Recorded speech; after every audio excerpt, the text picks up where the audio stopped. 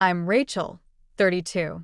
As I sit here in my cozy condo, sipping champagne with Marcus to celebrate our new home, I can't help but reflect on the past year.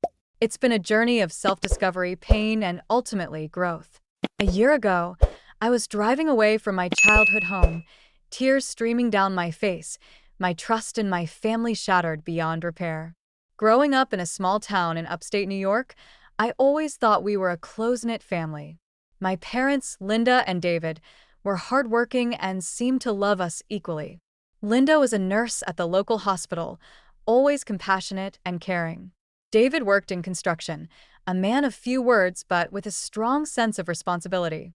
I have an older brother, Jake, 35, and a younger sister, Lily, 29. From a young age, I took on the role of the responsible one. Jake was the adventurous type, always looking for the next big thing. He'd start business after business, each one failing, but my parents always believed in his potential. Lily was the artistic spirit, flitting from one passion to another. She'd enroll in courses, then drop out, leaving me to pick up the pieces. I landed a job at a tech startup right after college and worked my way up to a managerial position. I was always there for my family, lending money when they needed it, helping out with whatever problem arose. I never thought twice about it. After all, family comes first, right? 3 years ago, I met Marcus at a networking event. He was from a family where everyone was self-sufficient. His siblings were successful in their own right, and family gatherings were about spending quality time together, not financial support. Marcus saw through my family's dynamic right away, but I dismissed his concerns. I believed that my siblings would eventually grow up and my parents would set some boundaries. Last year, Marcus proposed after 2 years of dating. I was over the moon and decided to announce our engagement at our annual Christmas gathering. I splurged on gifts for everyone, despite my tight budget.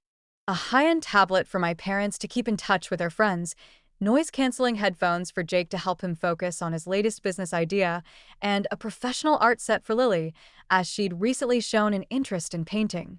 As Christmas approached, I noticed some strange behavior from my family. When I called Linda to coordinate my usual role in the holiday preparations, she told me not to come early. She said they had everything under control, which was very unlike her. I was a bit uneasy, but thought maybe they were finally respecting my busy schedule. The next day, when I called Jake to arrange our travel plans, he was evasive. He said he might have some last-minute errands and couldn't give me a definite time. Lily was the same, mumbling about her plans and changing the subject when I pressed her. A week before Christmas, I stopped by my parents' house unannounced with some homemade cookies. As I pulled into the driveway, I saw David quickly closing the garage door. Through the crack, I saw several suitcases. When I asked him about it, he said they were organizing for a charity event. Inside the house, it was spotless, which was unusual as they usually left the cleaning until the last minute.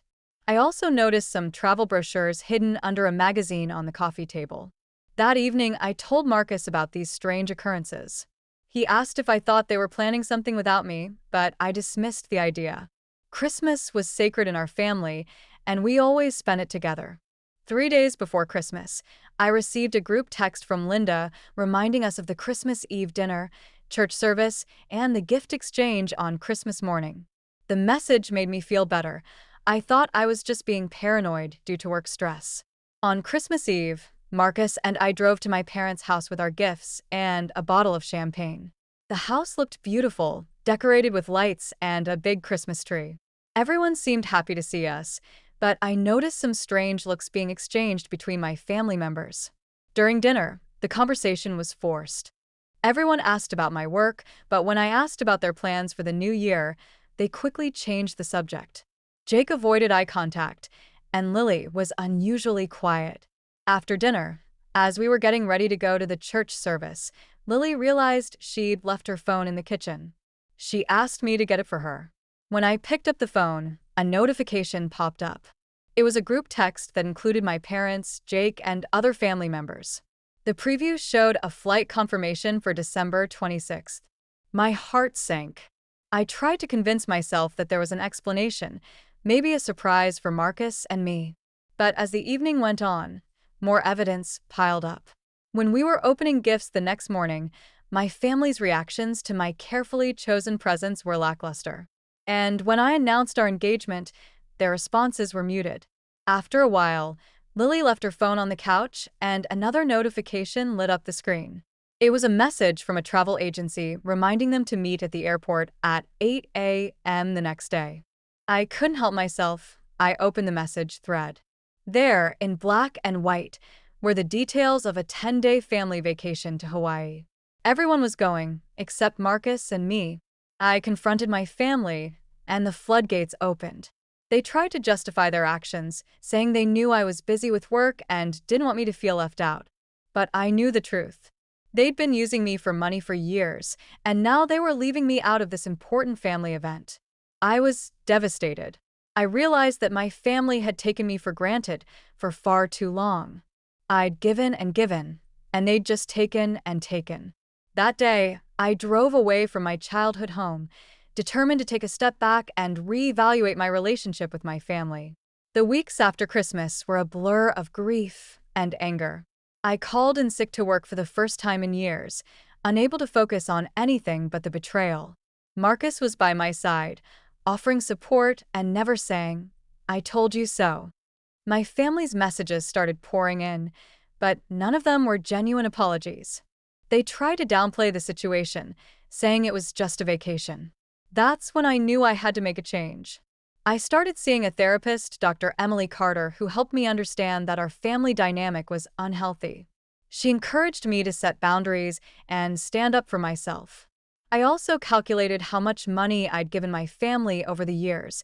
It was a staggering amount, over $80,000. In late January, when my family returned from their vacation, they expected everything to go back to normal. Jake asked me for a loan to pay his rent, and my parents called, saying that families should help each other. But I was done. I told them that I was no longer going to be their financial safety net. The response was immediate.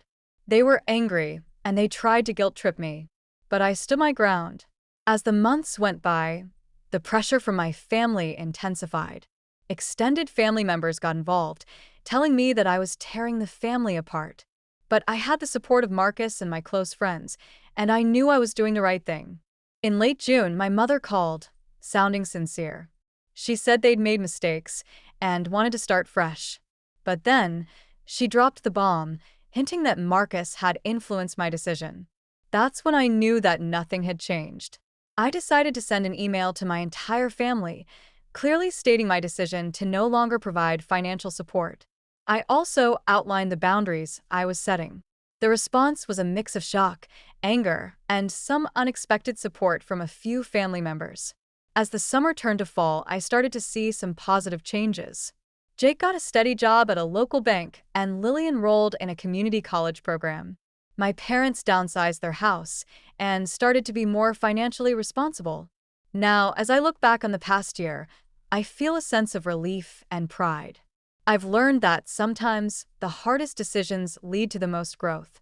I've created a new family with Marcus and my friends, a family based on mutual respect and genuine care. And I'm finally at home in my own life.